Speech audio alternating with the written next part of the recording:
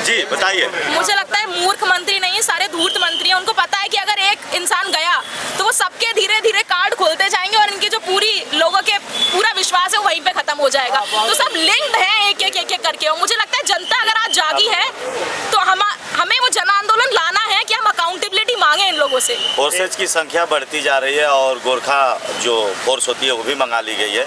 सभी के लोगों के हाथों में लाठियां दिख रही है जो पुलिस विभाग के लोग हैं, और आंसू गैस की भी गाड़ी यहाँ लगातार लगी हुई है। इसको लेकर के क्या छात्र डर के भग जाएंगे या फिर आंदोलन जारी रहेगा? देखिए, अगर वो युवा होंगे जो केवल रील पे उनका फोकस सिर्फ रील तक ही होगा, वो तो आप देखिए पुलिस ने डंडे निकालो वो सबसे पहले भागेंगे।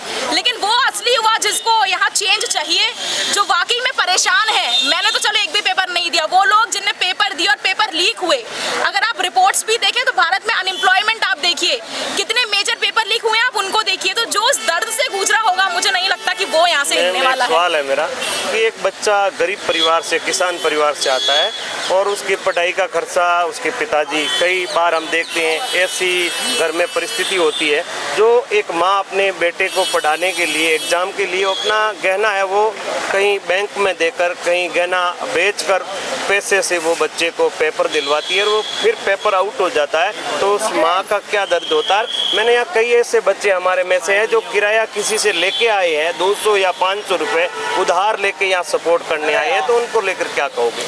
देखिए, ये लोग सनातन की बहुत बात करते हैं और सनातन में महिला का जो स्तर है वो देवी का है। तो मुझे लगता है सरकार को उन देवियों की बद्दुआ जरूर लगेगी जो अपने बच्चों के गहने अपने गहने रखकर या अपने इतना कष्ट सहकर अपने बच्चों को पढ़वाने भेज रही हैं। और उसके बाद आप उन युवाओं की दृढ़ता भी तो देखिए, जो कॉम्पिटिटिव एग्जाम में उतरना मुझे नहीं लगता कि चुटकी बजाने का खेल होता है। कितने घंटों की तैयारी, कितना डिस्ट्रैक्शंस छोड़ के आपको बैठना पड़ता है और उसके बाद आप पेपर देकर आए, चलो घर में ऑलरेडी टेंशन का माहौल होता है और अगर वो पेपर लीक हो जाए। और आप एक और चीज़ भी देखिए, हमारे पास एज का क्राइटेरिया होता है, हमारे पास तो कोई रिजर्वेशन भी नहीं है, हम जनरल कैटेगरी से आने वाले लोग, हमारे पास एज का है, बस उतनी ही एज लिमिट्स है, उतने ही एग्जाम्स हम दे सकते हैं। और उसके बावजूद पेपर लीक जब हो जाए, मुझे नहीं लगता उससे कुछ भी शर्मनाक सरकार के लिए हो सकता है।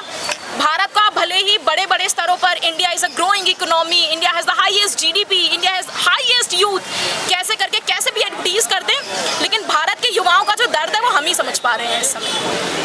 कई बार यही देखते हैं कि बच्चियों की शादी की उम्र होती है और वो शादी की उम्र से पहले एग्ज़ाम दे दिया और वो एग्ज़ाम पेपर लीक हो गया और वो आउट हो गई, उसकी फिर शादी हो गई, तो अगले परिवार में पढ़ाई लिखाई का माहौल नहीं बना और फिर उसकी ज़िंदगी बर्बाद हो गई। ऐसा ये मानती हो आप? ऐसा कई बच्चों के साथ होता है। देखिए, मैं खुद चंबल रीजन से आती हूँ, हमारे यहाँ लड़कियों की जल्दी शादी हो जाती है और फिर वैसे वैसे वो चीज़ें चलती हैं।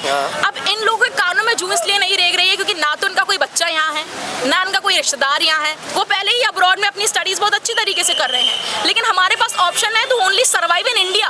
और जब इंडिया की सिचुएशन इतनी डिटेरियोरेटिंग हो जाए तो मुझे लगता है ये सरकार के गाल पे तमाचा मारना हमारा ही काम है। आप हमें भीड़ के लिए भारत मंडपम में बुला लिया, आपने हमें संसद के बाहर बुला लिया, यहाँ बुला लिया, भीड़ के लिए आप जनता का प्रयोग करते हैं। और मुझे लगता है इसे जनता का ये दायित्व बन जाता है कि सरकार के गाल पर एक बहुत तेज तमाचा मारे, क्योंकि हमने ही आपको वहाँ बिठाया है और हमारे पास इतनी अथॉरिटी है कि हम आपको वहाँ से उतार भी सकते हैं। धन्यवाद।